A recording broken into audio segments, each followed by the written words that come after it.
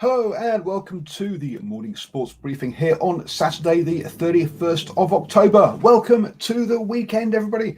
I hope you had a wonderful week and that your weekend is lining up well because there is a host of sporting action this weekend. In the morning sports briefing this morning, we'll have a chat about canoe racing and bring it up to speed with the Silver Ferns versus England in their second test in Hamilton. The result there. We'll also go over the Mitre 10 Cup action that was last night with Canterbury hosting Otago. We'll also talk about the Wellington Phoenix signings that they've got ahead of the new season. Remember, they only had 14 players contracted for the season. We'll also go look at the Valletta Espana and how stage 10 went. Oh, sorry about that. I didn't go find the mute button quickly enough there. As well as also looking on the PGA and the Plunket Shield as well. So lots of sport this morning will help you start the day the best way, up to speed with all of the important sports news. And let's kick off with that canoe racing news. You might remember that a while back, we told you that about allegations of bullying and harassment in the women's high performance system there at canoe racing that was exposed in stuff. Now it appears that a number of paddlers have put have gotten to the lawyer who has sent in a letter to get clarification of the review process that is going on. The canoe racing had contracted Deborah Clapshaw, a disputes resolution lawyer who specializes in commercial and family mediation, to run a restorative process, as well as getting independent expert in to involve the sports systems and policies. And they're looking for clarification as to what those cover, and saying that if they don't believe there is a real system in place, then they might have to look at a judicial review. Canoe racing are reviewing the letter and the contents of the letter before they respond. So let's hope things improve in the sport and that paddlers who have left can come back and feel safe ahead of the 2021, ahead of the 2020 Olympics that's in Tokyo, that we obviously held next year in 2021. Over in the netball, and England made a good start to the second test after the Southland took a 14-12 lead in the first quarter, but a second quarter comeback by England saw them take a 23-25 lead at half-time. Remember, this is an England side that has 7 of their top players not available due to COVID and other commitments that basically playing in other leagues, and meant they couldn't get here in time. So this is not the same side that won the Commonwealth Games. However, the Silverferns came back in the third quarter to lead 39-33 and kept and extended that lead out to 54-47 in the end there. So good comeback by the Silverferns after a real feisty start by England in that first half. There's one more game to go, one more test to go in that 3-test series being hosted here in Hamilton. Over in the Mitre 10 Cup, and was a 15-year winning streak came to an end as Otago beat Canterbury. That means it's 3 losses on the bounce now for Canterbury, who have got 2 more games up against Tasman and Auckland, and currently see themselves only 3 points off relegation. They also are still 5 points off the playoffs, so could go either way for them. Let's be honest, playoffs look a long way away now, but relegation is on the cards, with them on 19 points, Bay of Plenty on 17 and North Harbour on 16. In the game, look, it was a very tight first half. with only 3 penalties, so 3-6 at half time. The second half, though, sparked to life. Nezi Manu playing a big part for Otago, putting himself about there, and also Karoi being really dangerous out there from as in the outside backs as well. In the end, Otago beat Canterbury 23-16 there. So a really good win for Otago. That sees them currently top of the championship, ahead of I think the first team to have played in round 8. Today, Hawke's Bay can go above them if they beat Bay of Plenty in the Battle of the Bays, which we held in Tauranga. Where sorry, that's tomorrow. Will be held in Tauranga, which I'll be at that game. Today we see Northland will be hosting North Harbour, and Stephen Harris from New Zealand Sports Radio will be at that game. So follow our Facebook page for coverage of that and post-match interviews. I today will be at the top of the table clash, Auckland versus Waikato. Should be a cracker at Eden Park. So look out for coverage from that game. Also today, it is the final of the Farah Palmer Cup, Canterbury versus Waikato on Sky Sports at just at kick off at 2 p.m. Today. So catch that one. I'll be watching that one and on the socials, bringing in my comments during that one. So yes, the Farah Palmer Cup final is today. Also today is Bledisloe Cup 3, with a really inexperienced Wallabies side hosting the All Blacks over in Australia.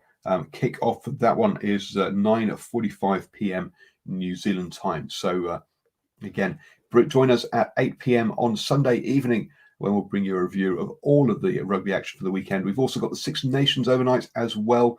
Wales versus Scotland, England versus Italy, and France versus Ireland. So 3 big games, big test matches overnight in the Six Nations as well. Moving on to the football then, and the Wellington Phoenix are apparently targeting the signing of 33-year-old Israeli international Tomer Hamed, who has played in the Premier League recently, and also for championship clubs Queen's Park Rangers and Charlton Athletic, but currently is a free agent, and he is seen as being a direct replacement for Gary Hooper, who has left to play in India. As I say, the Phoenix really do need to go on a signing spree. They only had 14 players available, and that's exactly what they have done. They've recently signed all whites Clayton Lewis and James McGarry, as well as Australian age group international Joshua Laws. They've also signed 18-year-old Sam Sutton, and re-signed T. Atuahi Hudson Wiongi and David Ball as well. So lots of signing action being going on with the Phoenix. They still have 3 overseas player slots available, and apparently are looking for a centre-back and a striker to fill at least 2 of those positions. Moving over then to the Valletta Espana, and listening to the cycling podcast today, was after a sprint finish yesterday. We thought that they thought that possibly could be a sprint finish again today, and there was kind of, but with a 4.5% gradient in the sprint, it was very much an uphill sprint.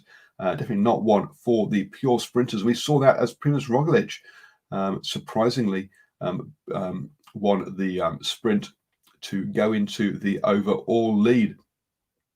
The time bonus plus the 3-second gap he got over Richard Carapaz means that they are equal on time. But the way that the tiebreaker is that it looks at the times from the time trials, and because of that, Primož Roglič will go into the leader's jersey going forwards. The leading group of 8 riders would got 3 seconds over the rest of the field. A small gap was left between 8th place and 9th place, which led to that the other small gaps all the way down because of that uphill finish. As I say, Primož Roglič leads overall. Richard Carapaz in second, then Martin still in third on 25 seconds, and then Hugh Carty back on 51 seconds. Everyone else well over a minute further back down there. Well, don't forget that tomorrow is also the start of the Tour of Southland. And it starts off with a team time trial in Invercargill, which should be an absolute drag race around the park down there. So if you can get out and watch that one, that should be a great opportunity to see all of the riders down there in Invercargill. So yeah, Tour of Southland starts on Sunday, as I say, with a team time trial. We'll be bringing you up to date with all of the results of that during the next week. That's one of the biggest races in New Zealand takes place. Moving on then to the cricket, and today is the first day of club cricket up in Auckland, and apparently there's ominous skies for that one. So thank you, Aaron. Good luck to all the club cricketers around the country that will be playing this weekend, and I hope that the weather holds off. Yes, we have grey skies here in Hamilton as well, so hopefully you'll get some cricket in today. Looking at the Plunket Shield games then, and the Northern Districts hit after they scored 335 in their first innings, bowled the Volts out for 179, then put on 267 declared. The Volts currently at 186 for 2. Are really going to have to bat out the full day, aren't they, if they're going to save that game. Something similar is going to be needed for Wellington Firebirds. Canterbury racked up 410 declared, then bowled out the Wellington Firebirds for 115, and Wellington Firebirds on 220 now in their second innings for 6 wickets. So they've only got 4 wickets remaining, and a long day ahead of them if they're going to save that game as well. Looking at the final game, and the Auckland Aces scored 167, then bowled out the Central Stags 150, so only a 17-run lead. Then put on 269 runs in their second innings, and currently the Central Stags are chasing that on 210, but they've lost 8 wickets, so they need, 76 or 77 runs with 2 wickets remaining. We are surely going to see a result there if we can get any play at Eden Park Outer Oval today. Over in the PGA, and it is the Bermuda Championship today. And yesterday, the first round was in action, and we had Tom Wilkinson was doing very well. Tied 6th at the time from memory, or tied 8th. Unfortunately, by the end of the round, he had slipped back to tied 80th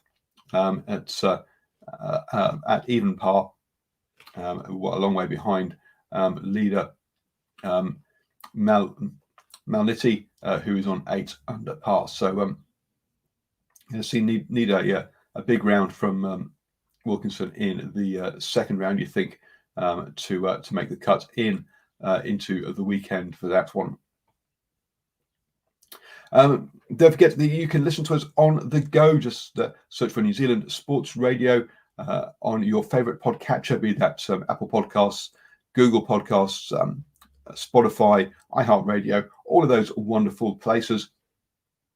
You have now started the day the best way up to speed with all of the important sports news. The best way that you can support us and help us is if you would share our shows. So if you've enjoyed the sports news this morning, click that old share button, let your mates know, and have a wonderful start to your weekend, everybody.